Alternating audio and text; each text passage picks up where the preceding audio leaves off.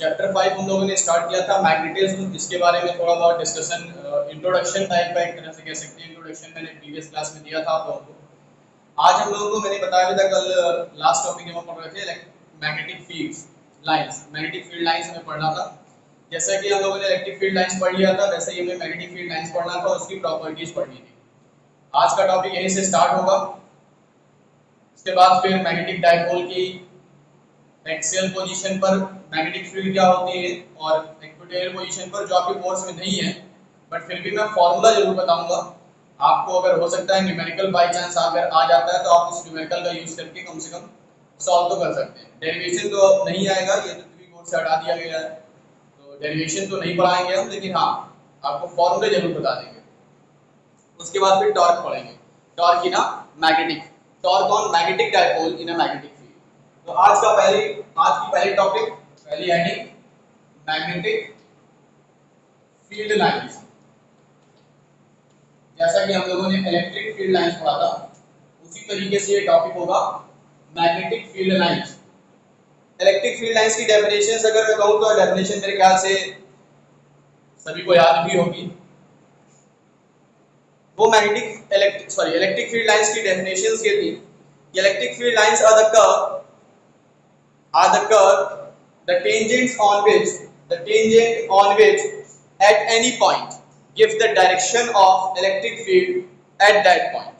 यानी magnetic field lines electric field के अंदर वो कर्व्स होते हैं जिसके किसी भी पॉइंट पर टेंजेंट ड्रॉ करें तो वो टेंजेंट इलेक्ट्रिक फील्ड की डायरेक्शन को डिफाइन करता है, बताता है। उसी तरीके से अगर हम मैग्नेटिक फील्ड लाइंस की डेफिनेशन की बात करें तो magnetic field lines are the curves in a magnetic field. Magnetic field के अंदर वो कर्व्स होती है magnetic field lines, the tangent on which gives the direction of magnetic field at that point. Simple सा डेफिनेशन है, इसी definition को आपको याद करना है। क्या डेफिनेशन है? The magnetic field lines are the curves, the magnetic field lines, the magnetic field lines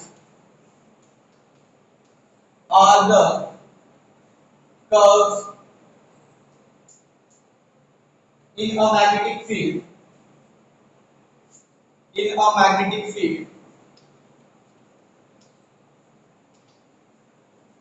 the tangent on which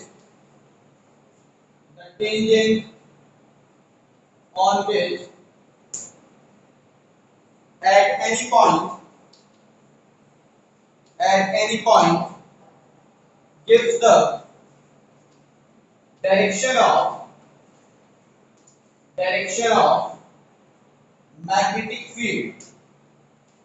the direction of magnetic field, at that point।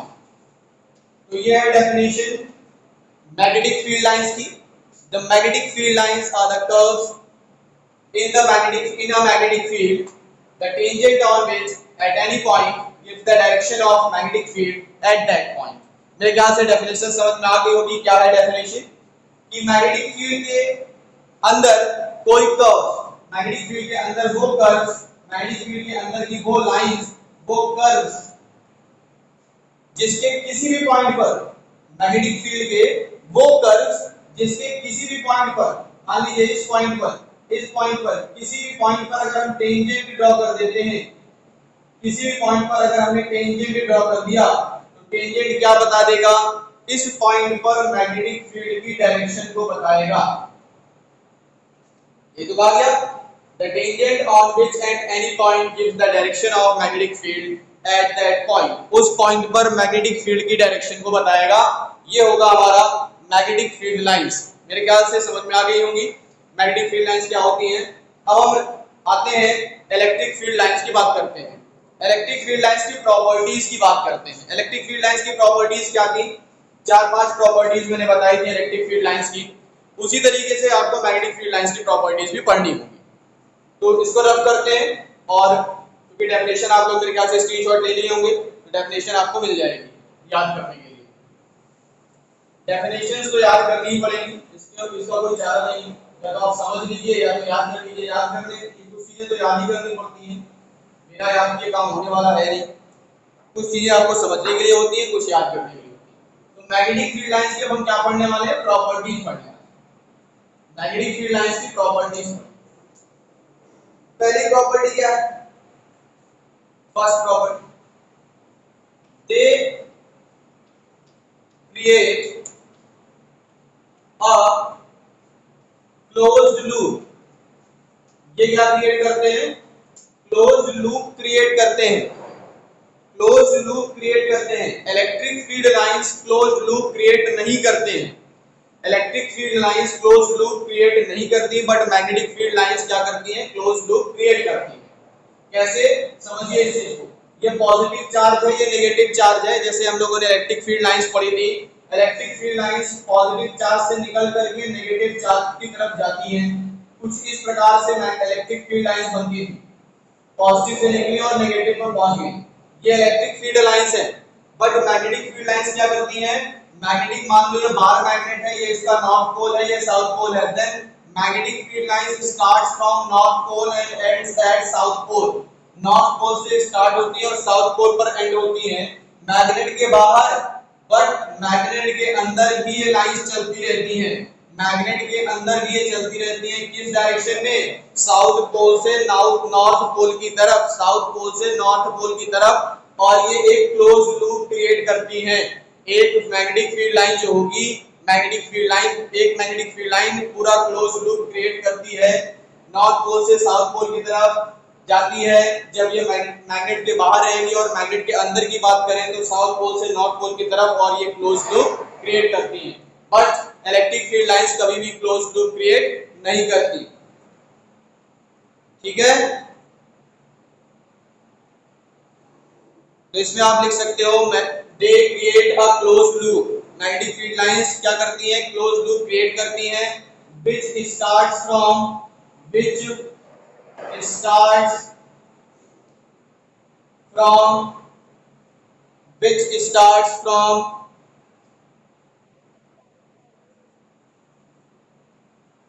which starts from north pole to south pole and ends at south pole outside the magnet, outside the magnet.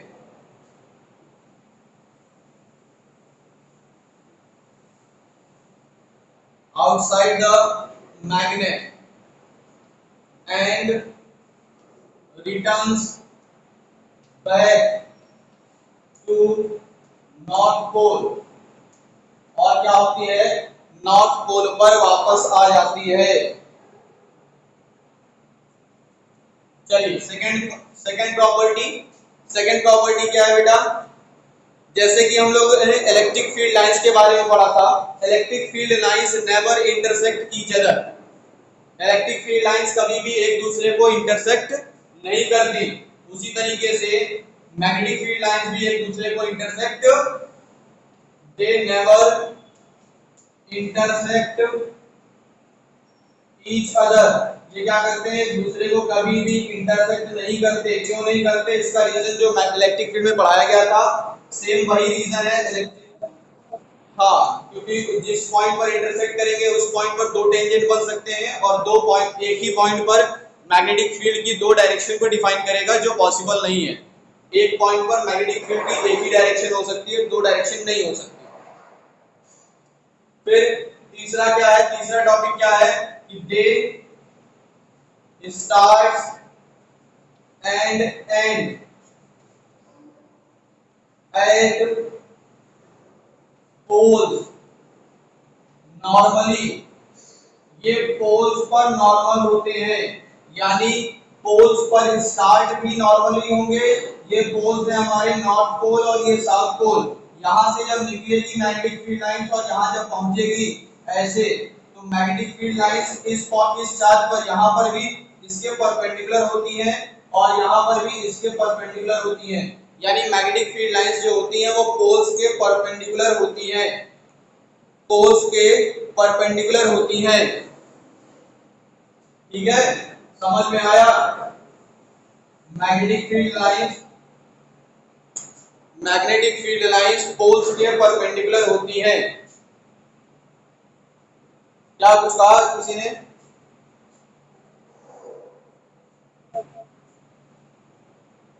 अब अगला question number point number 4 क्या कहता है कि magnetic field lines जब poles के पास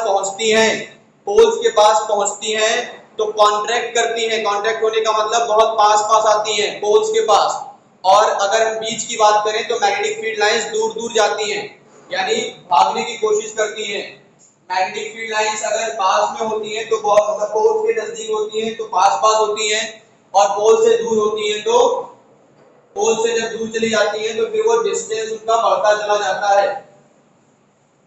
ये magnetic field lines की प्रॉपर्टीज हैं, देखी गई है ये प्रॉपर्टीज, इसलिए आपको पढ़ाई जा रही है। ये बताया गया कि मैग्नेटिक फील्ड लाइंस अगर हम नॉर्थ पोल से साउथ पोल की तरफ की बात करें, नॉर्थ पोल ये है, साउथ पोल ये है, तो ऐसे बनती है कुछ ऐसे। यहाँ पर पास होती है, जितना पास आएंगे ऐसे पास आएंगी, और यहाँ से दूर निकलेंगी तो दूर होती चली जाएंगी।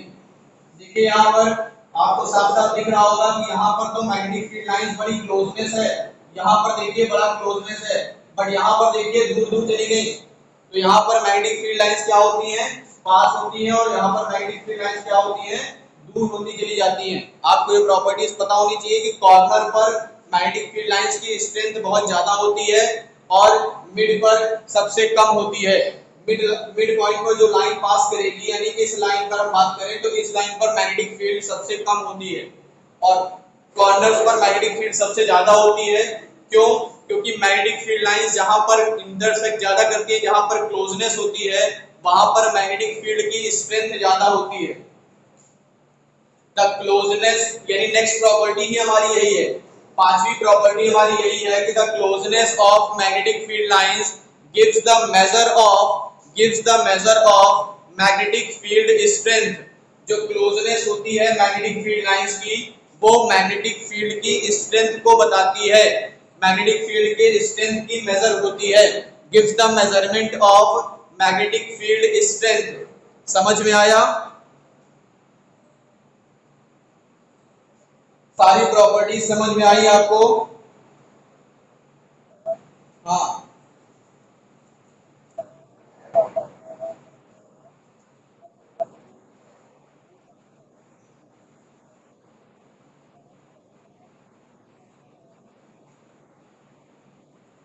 मैग्नेटिक फील्ड लाइंस जितनी पास होंगी स्ट्रेंथ उतनी ज्यादा होगी, और मैग्नेटिक फील्ड लाइंस जितनी दूर होंगी स्ट्रेंथ उतनी कम होगी। तो मैग्नेटिक फील्ड लाइंस दूर है कि पास है? बताओ। तो दूर होगी तो स्ट्रेंथ कम होगी कि बढ़ेगी? डिक्रीज होगी ना। मैग्नेटिक फील्ड की डिस्टेंस जितनी ज्यादा बढ़ती जाएगी, मैग्नेटिक फील्ड की वैल्यू उतनी कम होती जाएगी। समझ में आया? चलिए इसके बाद बात करते हैं अगली टॉपिक की, तो वो था मैग्नेटिक डायपोल के कारण से magnetic field. Magnetic field due to magnetic dipole. Magnetic dipole के कारण से मैग्नेटिक फील्ड आप कैसे फाइंड करोगे? इसका फॉर्मूला मैं आपको बता देता हूं, यानी हम लोग नेक्स्ट हेडिंग पर मूव कर रहे हैं। Magnetic field due to magnetic dipole.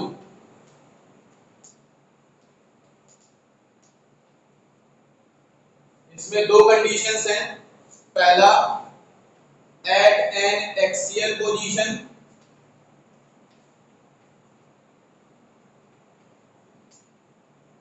और दूसरा eight N equatorial position.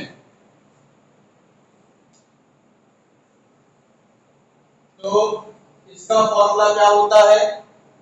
Axial position का formula B is equals to mu naught upon 4 pi m upon r cube 2m upon r cube, और इसका formula B is equals to mu naught upon 4 pi m upon r cube. तो ये हैं दो फॉर्मूले आपके पास एक्सियल पोजीशन और इक्वेटोरियल पोजीशन के लिए। इन दोनों फॉर्मूले को आपको याद रखना है। अगर हो सकता है न्यूमेरिकल आ जाता है तो आपको न्यूमेरिकल सॉल्व करना पड़ेगा।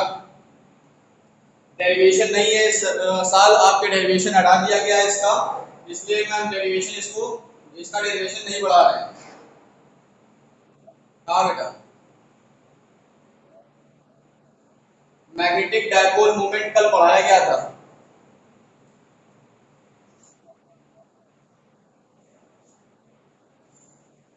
उसकी जगह पर m हो गया है बस, और वहां पर कांस्टेंट था 1/4 पाई एप्सिलॉन नॉट, यहाँ पर म्यू नॉट अपॉन 4 पाई है बस, और कोई चेंजेस नहीं है, फॉर्मूला वही है। चलो नेक्स्ट टॉपिक स्टार्ट करें। Torque due to magnetic dipole, torque on magnetic dipole.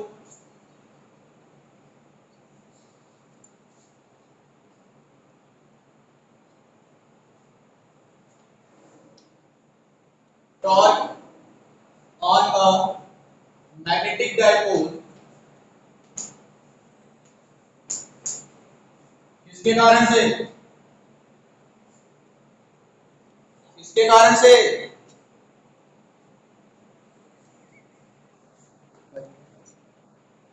मारूंगा तो मुंह घूम जाएगा बदतमीज, नहीं तो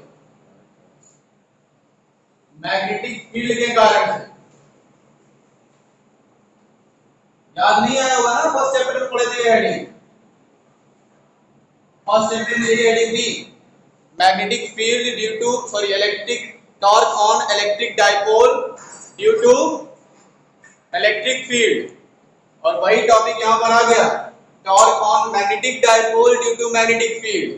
मैग्नेटिक फील्ड के कारण से मैग्नेटिक डायपोल पर कितना फोर्स लगेगा, कितना टॉर्क लगेगा, ये हम फाइंड करना चाहते हैं।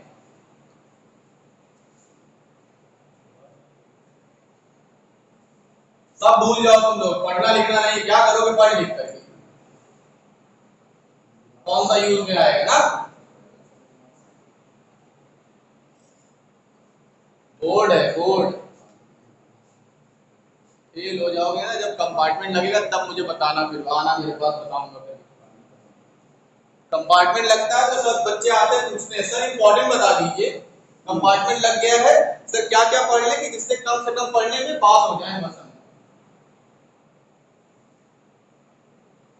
पहले ही पूछ लिए होते, पहले ही पढ़ा लो तो कंपार्टमेंट की नौबत ही ना आए,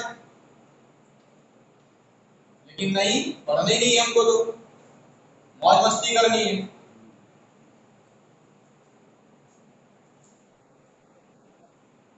बाकायदी करो बस तुम।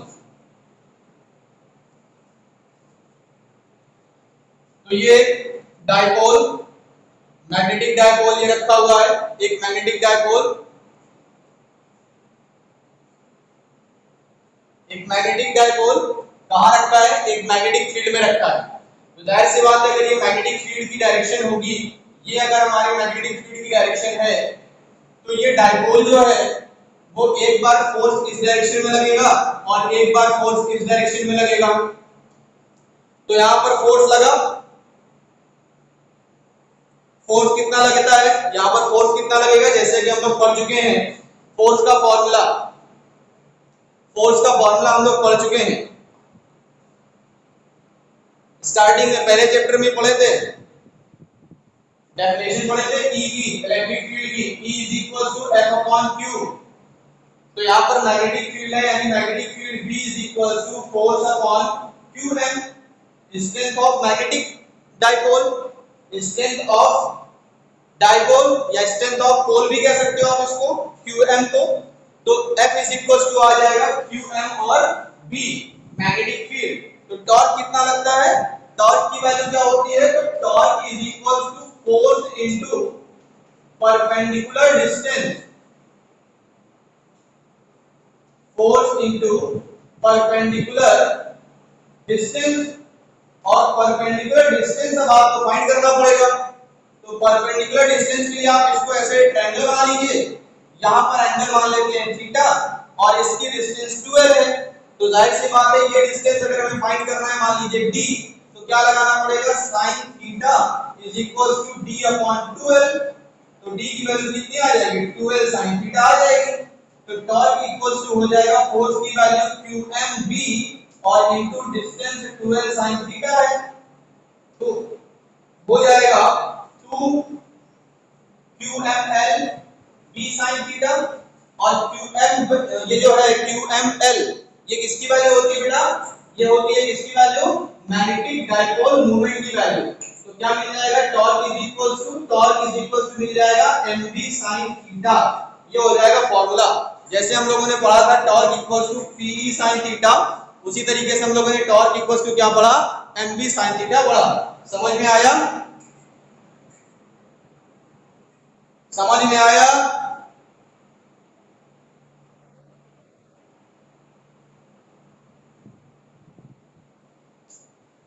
क्लियर है?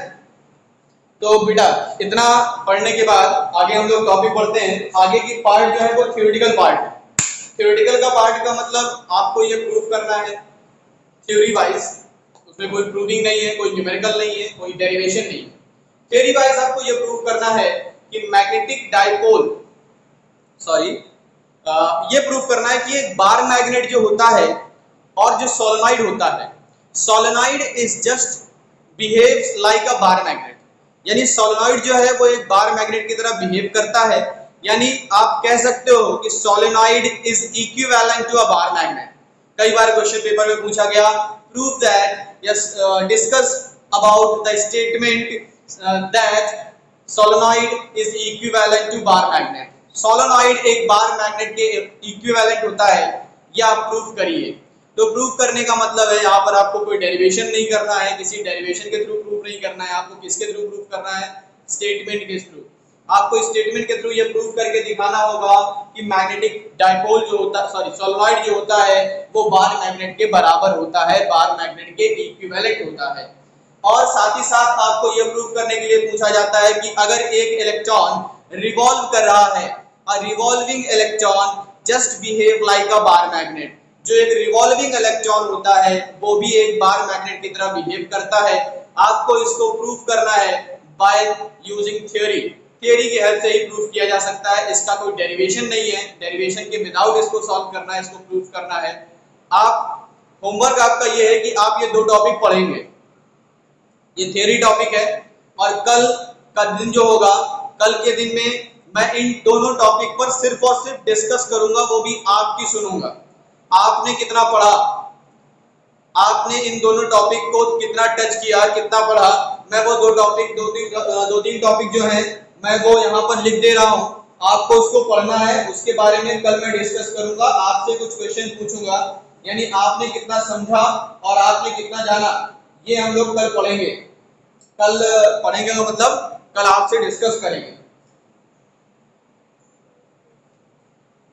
दो तीन टॉपिक ये है कि current loop as a magnetic dipole, जो करंट लूप होता है वो मैग्नेटिक डाइपोल की तरह वर्क करता है, ये आपको प्रूव करना है।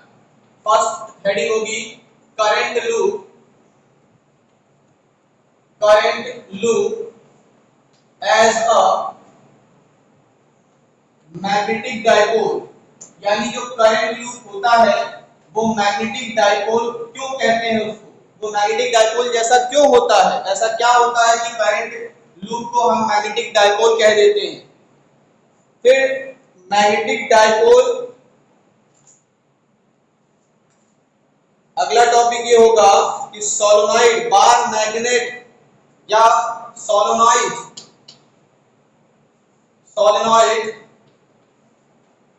As equivalent to bar magnet. जो बार मैग्नेट होता है या सोलेनॉइड होता है वो बार मैग्नेट के इक्विवेलेंट क्यों होता है, इसका रीजन मैं आपसे सुनना चाहूंगा। अगला हेडिंग में पूछना चाहूंगा कि एक बार मैग्नेट जो होता है वो सोलेनॉइड की तरह कैसे हो सकता है, यानी bar magnet as equivalent to solenoid. देखो दो हेडिंग है, इसमें दो टॉपिक है, यानी सोलेनॉइड जो है वो बार मैग्नेट की तरह क्यों होता है और बार मैग्नेट सोलेनॉइड की जैसा क्यों होता है, ये दोनों का रीजन मैं आपसे कल सुनूंगा। कल इसी पॉइंट पर डिस्कशन करेंगे और अगर डिस्कशन करते करते टाइम ओवर हो जाता है तो कोई बात नहीं, लेकिन अगर कल टाइम ओवर नहीं होता, यही कुछ टाइम अगर कल बचेगा, तो कल हम लोग पढ़ेंगे अर्थ मैग्नेटिज्म के बारे में, अर्थ मैग्नेटिज्म के एलिमेंट्स के बारे में। अर्थ मैग्नेटिज्म के एलिमेंट कौन कौन से हैं, अर्थ मैग्नेटिज्म के ओरिजिन के बारे में, यानी अर्थ मैग्नेटिज्म का ओरिजिन कहां से है, कहां से अर्थ मैग्नेटिज्म की स्टार्ट हुई, कहां से जनरेट हुई है, अर्थ के अंदर मैग्नेटिज्म आई कहां से, ये सारी चीजें हम लोग डिस्कस करेंगे कल, अगर टाइम मिला इन 3 टॉपिक्स को छोड़ करके। तो इन 3 टॉपिक्स पर कल डिस्कस करेंगे। इन 3 टॉपिक्स के बारे में कल अगर आप अच्छे से बता पाते हो तो ठीक है, नहीं तो मैं भी एक्सप्लेन करूंगा और आपको समझाऊंगा कि ये current loop as a magnetic dipole क्यों होता है, ये बार मैग्नेट सोलेनोइड की तरह क्यों होता है और सोलेनोइड बार मैग्नेट की तरह क्यों होता है, इक्विवेलेंट क्यों होता है, इसकी कंडीशन हम लोग सारी चीजें पढ़ेंगे। पहले आपसे पूछूंगा, उसके बाद फिर मैं बताऊंगा, ठीक। चलिए आज की क्लास ओवर करते हैं। इस चैप्टर में ज्यादा कुछ है नहीं बेटा, छोटा सा चैप्टर है, बहुत छोटा सा, अर्थ मैग्नेटिज्म इसका लास्ट टॉपिक होगा। अर्थ मैग्नेटिज्म से रिलेटेड कुछ एलिमेंट्स हैं, अर्थ मैग्नेटिज्म के बारे में कल डिस्क्रिप्शन दे दूंगा, इंट्रोडक्शन दे दूंगा, फिर उसके बाद अर्थ मैग्नेटिज्म के बारे में थोड़ा सा आपको जानना है, कुछ एलिमेंट्स हैं, कुछ हेडिंग्स हैं, जो मैंने कहा था कि हेडिंग्स आपकी इसमें इंपॉर्टेंट भी हैं, और उसके बाद खत्म है चैप्टर।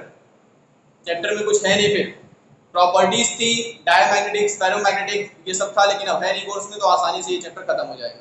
इस चैप्टर से काफी कुछ काट दिया गया है, बहुत छोटा सा बचा रखा है इस चैप्टर को, ठीक है। तो आप लोगों का काम ये होगा कि कल ये 3 हेडिंग पढ़ करके रखिएगा, कल इसके बारे में डिस्कस करेंगे और अर्थ मैग्नेटिज्म के बारे में बताएंगे। ओके, क्लास ओवर कर रहे हैं।